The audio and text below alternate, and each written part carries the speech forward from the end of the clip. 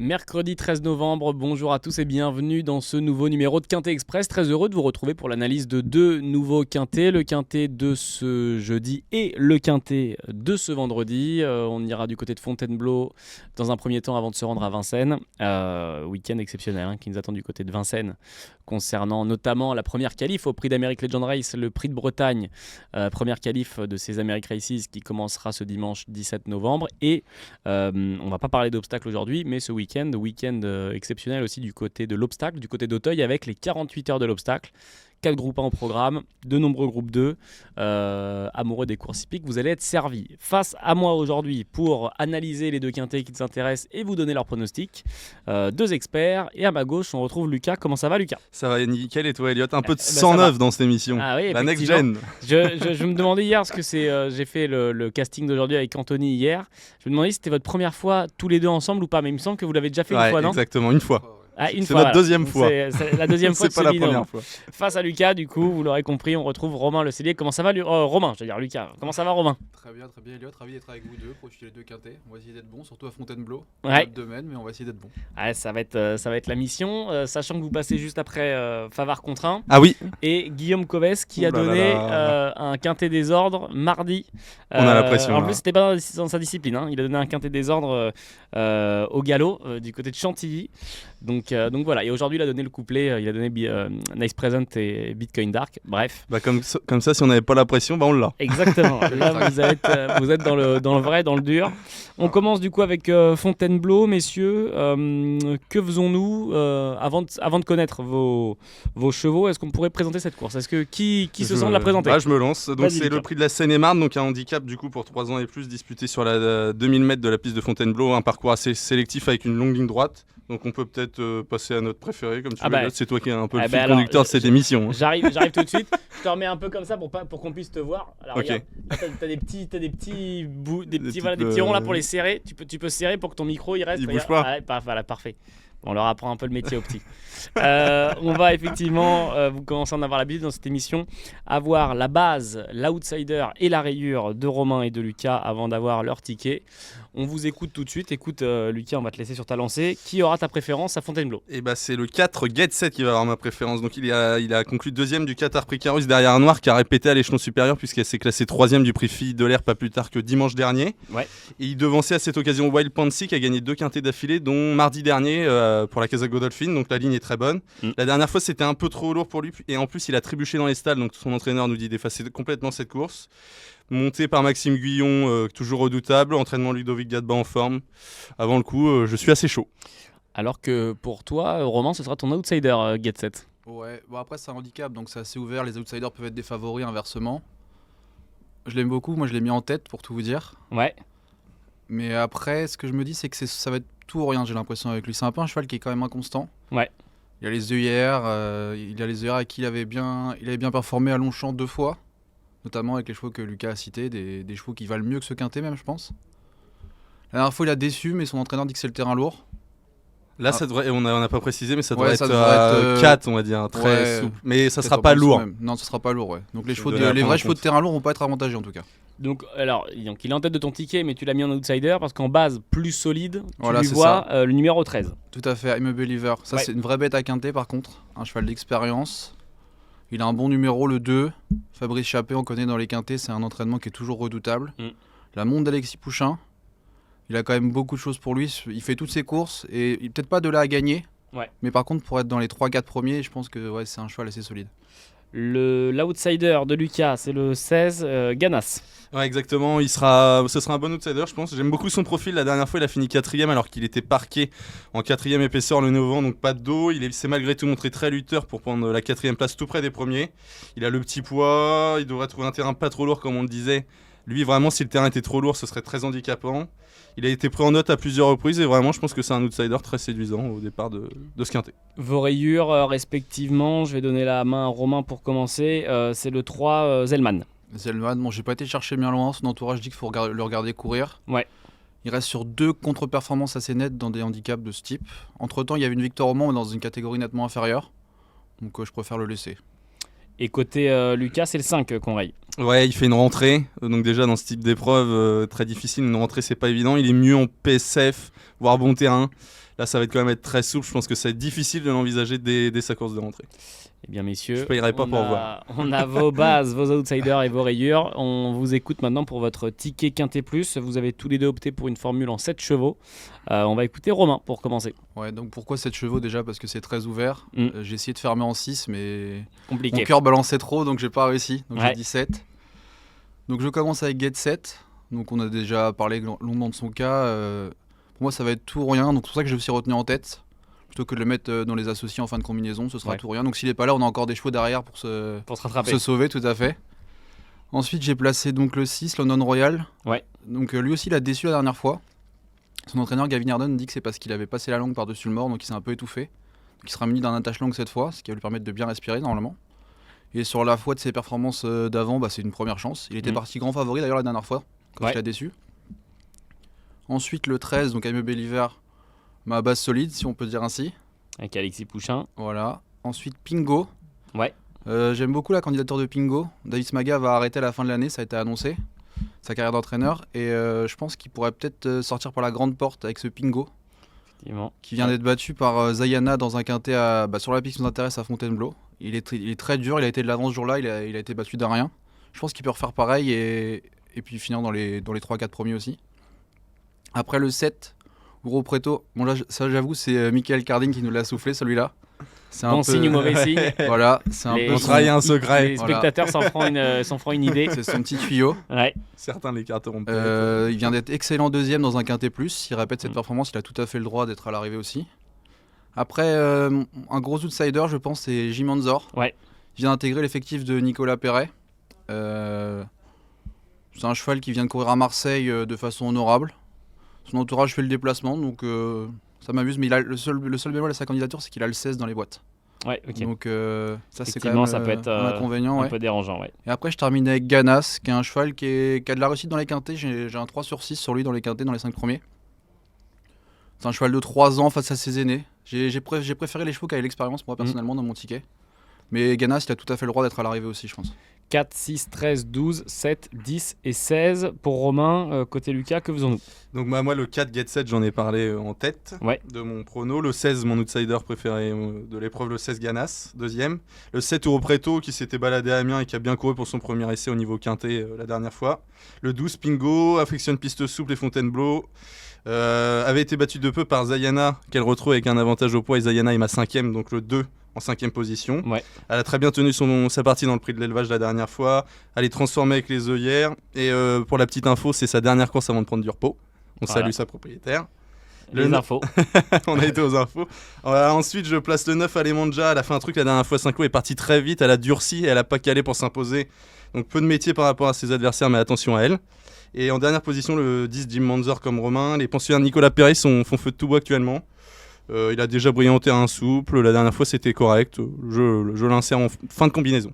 4, 16, 7, 12, 2, 9 et 10. Quintet plus également en 7 chevaux combinés du côté de Lucas. Voilà pour le quintet de jeudi. Et on passe maintenant au quintet plus de ce vendredi qui vient débuter un gros week-end de course. Comme on le disait, on sera à Vincennes ce vendredi. Ce sera le prix de la ville de Fontenay-sous-Bois. Je le disais, week-end de qualif pour le prix d'Amérique Legend Race avec la qualif, la première, le prix de Bretagne qui nous attend ce dimanche. Et je le rappelle, pour ceux qui seraient passés à côté, 4 places qualificatives cette année dans les historiques 4B. Le Bourgogne, le Bourbonnais, le Bretagne et le Belgique. 4 places qualificatives et non plus 3 maintenant. Mais toujours une place dans le Continental et dans le Ténor de Beaune. Avant cela, il y aura cette course-là, le prix de la ville de Fontenay-sous-Bois. Ce sera la 4e course du programme, départ 20h15. Comme tout à l'heure, messieurs, juste avant de connaître votre base, votre outsider et votre rayure, je vais te demander, Romain, de nous présenter cette course. Quelles sont les infos à connaître? Bon, déjà, c'est pas le prix de Bretagne, mais c'est une course très sympa quand même. Une course européenne sur 2100 mètres, 14 partants au départ. Des chevaux uniquement de 6 ans. Donc c'est une course qui a sûrement été visée par les différents entourages, parce que c'est une course fermée. Et ça devrait être quand même du beau spectacle, je pense. C'est un quintet intéressant à étudier en tout cas. Effectivement, il va y avoir de l'opposition, il va y avoir des chevaux qu'on a pu avoir l'occasion de suivre. Alors certes, il y aura des chevaux européens peut-être qui sont moins connus, mais parmi les chevaux français, il y a des chevaux qu'on connaît très bien. Et donc, messieurs, écoutez, même mécanique que tout à l'heure. Romain, je vais te laisser la main. Quelle sera ta base dans ce quintet? Alors ma base, ce sera Chémar, le 7, ouais. piloté par Jean-Michel Vazir. Bon, la dernière fois, il a fait un petit peu fort son driver. Bon, ça peut arriver à tout le monde. Mais à la fois d'avant, il avait été assez impressionnant. Il trottait 11 sur le parcours qui nous intéresse. S'il refait cette valeur, pour moi, il a largement sa place sur le podium. Le numéro 7 du coup en base solide du côté de Romain et côté Lucas on se dirige vers celui qui pourrait faire office de favori dans ce quintet, c'est Iron du Gers avec Nicolas Bazir. Il a beaucoup de choses pour lui, ce Iron du Gers, c'est la course visée, la course de préparation la dernière fois, donc Ferré qui était à Chartres je crois, était excellente puisqu'il a conclu 7ème avec beaucoup de ressources, donc il montrait qu'il était déjà en forme avancée, qu'il n'était pas venu sans boulot à Chartres. Les pensionnaires de Nicolas Bazir sont en forme depuis le début du meeting d'hiver, donc je pense que ça compte et c'est un plus, et l'engagement il est en or puisqu'il est à 490 € du plafond des gains. Avant le coup il a tout pour lui, il s'annonce dur à battre, faudra gérer l'as, pas se faire enfermer. Mais je compte sur son driver pour démarrer et choisir les bonnes options. L'outsider de Lucas, je vais te laisser la main, ce sera le numéro 14, Colbert WF. Ouais, je l'aime beaucoup ce Colbert WF, je l'ai pris en note lors de sa dernière sortie et c'était bien mieux que ne l'indique le classement à l'arrivée. On voit non classé, on se dit peut-être c'était pas bien mais c'était très bien. Il était trop loin, il a tracé une très belle ligne droite. C'était j'ai noté les deuxièmes meilleurs 500 derniers mètres derrière la gagnante Idyll Express en 1,18. Donc il a vraiment crevé l'écran en retrait. Auparavant, il était deuxième d'Iliade, qu'on verra, qui est ma troisième préférée, qui a une vraie chance dans cette course. Donc je trouve que c'est un outsider très séduisant. Le numéro 14 qui sera dans le ticket de Romain également, mais son outsider, lui à Romain, n'est pas dans le ticket de Lucas. C'est le 11 en la personne d'Interim Boy. Interim Boy, pardon. Ouais, c'est pas le cheval de tout le monde, mais moi je l'adore beaucoup, je l'adore ce cheval, c'est vraiment une bête que j'adore. Il est très très dur, il manque un peu de vitesse, ça peut être problématique sur ce parcours des 2100 mètres. Fin d'année dernière et début d'année, c'était bien au niveau de la musique. Ouais, il avait bataillé notamment avec Iso Foulichen, une lutte qui est restée dans les mémoires de beaucoup. Il y avait une nez au passage du poteau entre les deux qui s'était mené la guerre durant toute la course. Le départ de l'Autostar peut l'avantager parce que c'est un cheval qui a du mal à s'élancer, il se retrouve souvent derrière et il doit venir ensuite faire un effort. Donc là ça peut l'aider. Seul bémol, il a qu'une seule course dans les jambes. Il va peut-être pas encore être à 100%, mais pour moi c'est un cheval qui est en retard de gain. Donc l'un dans l'autre, il a sa chance et il peut pimenter les rapports. C'est une affaire d'impression, il a qu'une course de rentrée, 2100 mètres deuxième ligne. Est-ce que c'est un coup trop tôt ou pas ? Peut-être, on verra. Certains payeront pour voir, ce qui ne sera pas mon cas. Les rayures de Romain et de Lucas, je vais te laisser la main Romain du coup et on va se diriger vers le numéro 12, on fera sans Johan Le Bourgeois. Ouais, sans Johan Le Bourgeois, ça peut être un risque, mais Oblivion la dernière fois, il a montré quand même qu'il avait pas forcément le niveau, il a fini derrière Shemar notamment assez loin, et il a eu la bonne course ce jour-là, il a été côté corde, il aurait pu sprinter plus pour finir et il est un peu resté là. Ouais. Alors qu'on avait un cheval comme Colbert WF justement qui était la note en retrait. Ils n'ont pas fini très loin. Donc je fais 100, en plus il a quand même beaucoup moins de gains que les chevaux qu'il affronte, il a que 80 000 €. Deuxième ligne, j'en veux pas, voilà. Comme ça c'est honnête. On fait 100 Oblivion du coup le numéro 12 et côté Lucas on fera 100 le 2, c'est Idéal de Jean avec Romain Derrieux. Ouais, c'est une petite impasse risquée parce qu'il a le 2, il est déféré des 4, c'est une petite impasse risquée mais je trouve qu'il a pas beaucoup de marge, faudra que ça se déroule vraiment bien pour qu'il soit là. Il va être assez joué. Donc j'ai tenté une impasse risquée en espérant pas m'en mordre les doigts et passer dans le zap. On va peut-être faire le couplet 2-12 en couverture quand même. La finale 2. Ouais, c'est ça, au cas où, en backup. On va vous écouter, messieurs, comme tout à l'heure, vous avez la même formule, mais cette fois en 6 chevaux. Romain, je vais te donner la main, on t'écoute pour ton ticket. Alors moi je commence avec Iron du Gers. 4 victoires sur le parcours quand même, donc c'est un peu un spécialiste. Préparé pour ça, la team Bazir, on ne peut pas aller contre. Ensuite, Iliade, attention, elle vient de faire un drôle de truc en marchant une 18 sur le parcours. Les Pierre Lévesque, en ce moment, ils sont en forme aussi. Alexandre Brivard. Je pense qu'elle peut peut-être même arbitrer le débat avec les deux Bazir, si je puis dire. Donc Nicolas Bazir et Jean-Michel. Jean-Michel que je place en 3ème position avec Shemar. J'en ai déjà parlé. Ensuite, le 14, l'outsider de Lucas, Colbert WF, c'est une première chance. Le seul bémol qu'il a, c'est qu'il a le 14. Ça, c'est peut-être le petit hic. Il faudra la bonne course. Ensuite, mon chouchou, Interim Boy. Et je termine avec une autre petite trouvaille que j'aurais pu mettre en outsider aussi, c'est Image Charentaise. C'est une jument qui avait performé l'hiver dernier. Sa dernière course, c'était une deuxième course de remise en jambe. Elle était pas terrible, mais je pense que comme les pensionnaires de Franck Leblanc, elle va faire un gros bond là-dessus. Et faut pas l'écarter. En plus, c'est un bon numéro, le 4. Donc chance quand même pour les places. Je l'ai écarté. As 5, 7, 14, 11 et 4. Romain a fait confiance à 2 émojis verts dans son ticket. Iron du Gers et Iliade. Il y a un troisième emoji vert qu'on va connaître dans un instant puisque Lucas l'a retenu. Ce sera Impératrice Vitella. On verra où est-ce qu'il l'a retenu. On t'écoute pour ton ticket, Lucas. Du coup, j'ai placé en tête là, Siren du Gers. C'est la chaleur, on va dire. Ouais. Le 14 Colbert WF que j'aime beaucoup et que je pense que c'est vraiment un bon cheval et que j'attends de voir. Le 5 Iliade qui s'était imposé devant Colbert WF donc, et s'était imposé dès sa rentrée, ce qui est de plus en plus dur à Vincennes maintenant. Donc très bon point d'appui au départ. Le 7 Schéma, il m'a laissé un peu sur ma fin la dernière fois, mais comme l'a dit Romain, il avait fait quand même beaucoup d'efforts. Et si on le juge sur son avant-dernière sortie où il battait Destino Digi d'Arab 6, c'est presque meilleur que le quintet qui est proposé. Ouais. Donc c'est dur de l'éliminer. Ensuite, le 9, Impératrice Vitella, tu l'as dit, ce profil très fiable avant le coup. 4 fois qu'elle sort pas du podium. En dernier lieu, elle a battu Inred qui vient de regagner samedi dernier à La Rochelle, donc la ligne est bonne. Elle devra gérer son numéro tout à l'extérieur, mais je compte sur Eric Raffin, le quintuple Sulkidor, pour y parvenir. Et en dernière position, le 8, If You Can, c'était très bien la dernière fois. Il a tracé une très belle ligne droite pour finir 5ème. Ouais. Tracé de 500 derniers mètres super, et il sera totalement déféré cette fois-ci, donc ce qui devrait lui faire gagner encore un petit plus. Il a le profil pour être 5ème à l'arrivée avant le coup. As, 14, 5, 7, 9 et 8 tickets quintet plus combinés en 6 chevaux donc pour le quintet de ce vendredi 15 novembre à Vincennes, R1C4, le prix de la ville de Fontenay-sous-Bois. Merci messieurs pour vos tickets. Juste avant qu'on se quitte, est-ce que, alors les partants sont pas encore officiels ou quoi que ce soit, mais est-ce que pour dimanche, pour le prix de Bretagne, il y a peut-être un cheval qui se détache, ou du moins un cheval que vous attendez, dont vous attendez beaucoup dans cette première qualif? Les partants ne sont pas encore officiels, mais un partant qui peut-être vous fait dire que vous avez envie de voir en tout cas. Bah, celui que j'ai envie de voir, Josh Power, s'il est au départ. Bah ouais, j'ai un peu le même que lui. Parce qu'il avait battu Juchouatry. Tout le monde dit Juchouatry peut-être dans l'Amérique, donc voir son vainqueur. Que vaut son vainqueur face aux vieux chevaux? C'est ça qui sera intéressant. Répète, et puis là, je pense que c'est un objectif parce que Sébastien Arnaud avait dit qu'il fallait qu'il se qualifie dans les B plutôt que dans le ténor de Beaune. Ouais. Parce que justement, il y aura Juchouatry à affronter ce jour-là. Donc, et là, on rappelle 4 places qualificatives dans ce Prix de Bretagne où au départ, il n'y aura ni Go On Boy ni Daoud Tillard. Voilà, exactement. Avant le coup, c'est le moment de faire feu pour ceux qui sont déjà prêts. Il a même pas besoin de courir pour la gagne, il a juste à venir finir, il sera dans les 4 premiers. Donc, qui devrait être associé à Eric Raffin, et peut-être notamment. Aussi Sandmoteur. Moi j'ai hâte de revoir Sandmoteur. Oui, qui devrait courir sur les rangs, ouais. Qui avait fait grosse impression en début de meeting dernier avant de se blesser.